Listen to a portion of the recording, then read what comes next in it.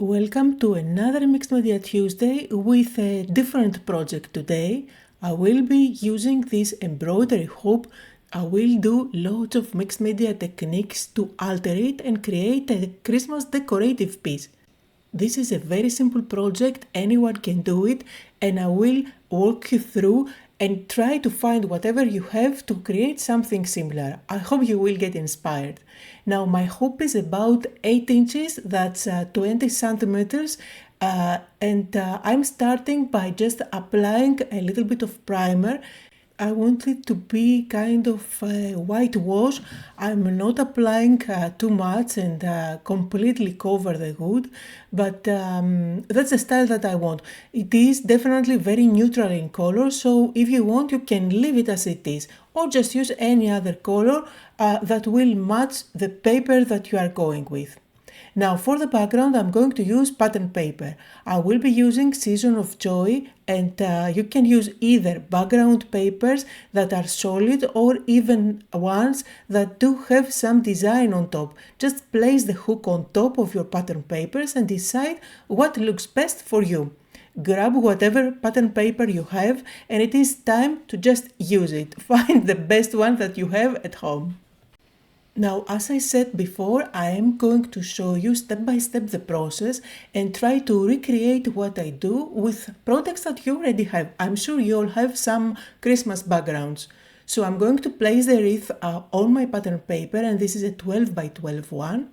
And with my pencil, I'm just going to draw outside of the circle. I'm just marking how big of the pattern paper I need to cut out. Then with my scissors, I'm going to cut out the circle and I'm cutting out just inside that line.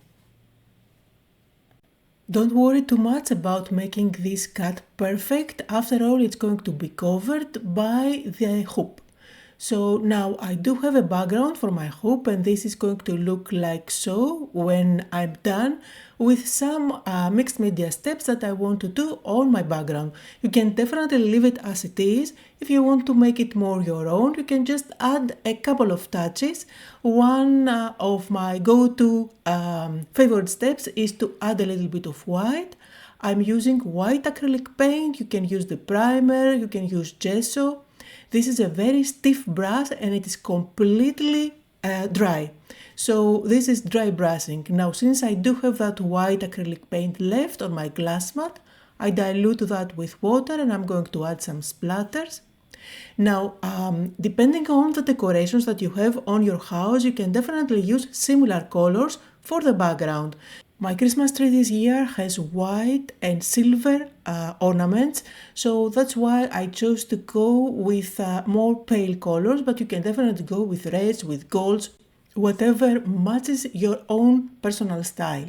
Now I am going to use my stencil with some volume paste, but before I want to make sure that all the acrylic paint is completely dry. And then I decided to do a little bit of stamping because I wasn't very happy with the stamping that I had already from the pattern paper on the background. So I brought one stamp set that I used a couple of weeks ago, and this is again from the same collection.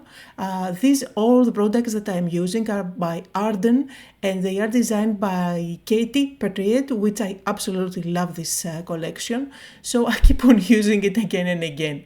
Now I'm going to stamp completely randomly on my background. I'm using this silicone clear stamp and I didn't even remove it from the backing, I just use it as it is. I want to have random stamping, not the perfect impressions, and I'm doing the stamping with permanent ink. So no matter what I decide to do on top, it's not going to smudge or smear. Now I'm happy with the stamping, I will move on to the next step, and this is using my trusted volume paste. You know that I absolutely love this paste and I grab it all the time. It actually lives on top of my table. Now I want to bring this design to life on my background, but I know that most of it is going to be covered. I don't care too much about the poinsettia at the center. I mainly want to have those leaves picking out, because I'm planning to do the clustering where that poinsettia is. So I'm going to bring in a little bit of those leaves from the sides as well. One coming from the top, and maybe I'm going to add one coming from the bottom. So I'm happy with how my background looks at the moment. Let's go ahead and put this together. I'm just going to use my hot glue gun and I'm going to attach the hoop on top of my pattern paper. Now this pattern paper is quite thick and sturdy, but if you want to make it even sturdier, you can definitely add another circle at the back. It can be a cardboard, for example, to make it even more sturdy. And now this is where you get to play with the ephemera that you have collected throughout the years. Just cut out images, use ephemera that you have. I decided to go with the pattern papers. So this is the paper pad that I used for the background. And I'm going to use one of the tags. This is too long. I'm going to cut it to be smaller later on. And this is the leftover from where I cut out the circle for the backing. And I'm going to use my scissors and fuzzy cut some of the leaves and some of the flowers from here.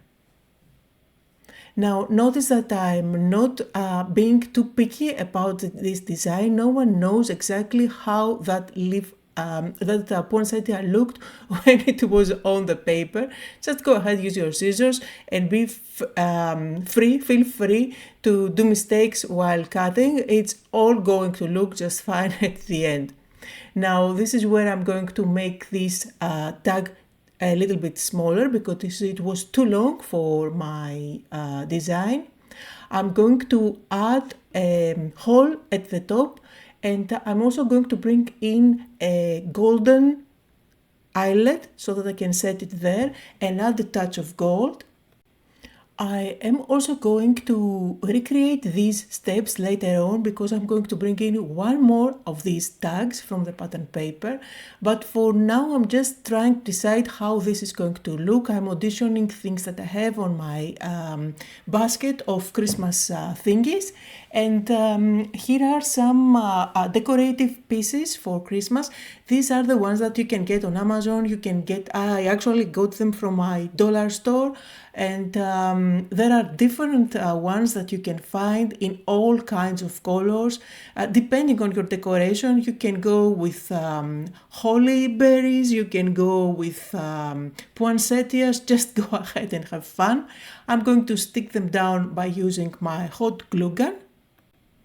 And now I'm going to create a little cluster on that corner that those two branches create. Now, the truth is that you can go really busy, and depending on the style that you like, you can add all types of elements here. I'm going to add paper underneath, but you can definitely use your molds. This is a great base to add molds on top. And probably I will share another one of those projects using molds, I think. I think it would be so much fun. Anyway, for now I'm just using the cutout pieces, everything that I have fuzzy cut from the paper. I'm just going to create a cluster there, and I'm adding foam squares at the back so that I can have dimension. This is a lovely decorative piece that you can add on your craft door, a craft room door, or you can even place it outside of the house. I mean, really, you can decorate it any way that you like. You can set it on top of your coffee table. I am going to ink up the edges, as you can see, but I don't want to turn it into a vintage looking project, so I don't want to have too much of that brown. All I wanted was to get rid of any white edge, just because it actually covers up any mistakes that I do while fuzzy cutting. So here I am, I'm going to add yet another one of those tags. Again, I did add the golden eyelet on top. And of course, this is where I decide that I want to kind of distress the edges of the tag with my scissors. And of course, I have another tag that I haven't done this, but I go back and I try to do it as much as possible, using my smaller scissors to try to get into that edge. This is what happens when you don't plan anything and you just try to do things just driven by the moment. Anyway, that's how I work, but it always somehow comes together nicely. And now I do have those holes at the top of the tag, so it is a great opportunity to introduce some thread. I could have gone with ribbon. I could have gone with white thread. I decided to go with golden one.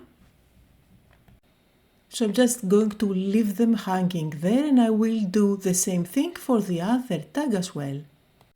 Now I like the clustering as it is. I don't want to make it even busier. I'm going to leave it as it is, and only some finishing touches.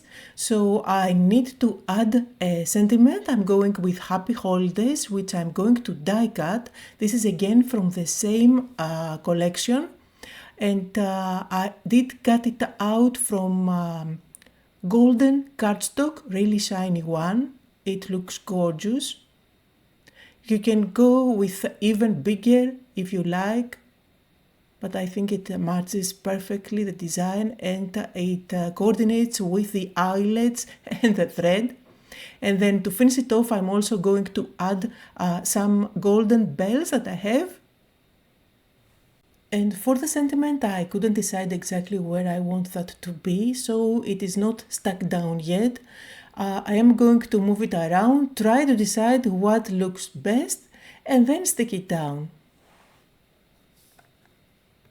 And you know what is the last step?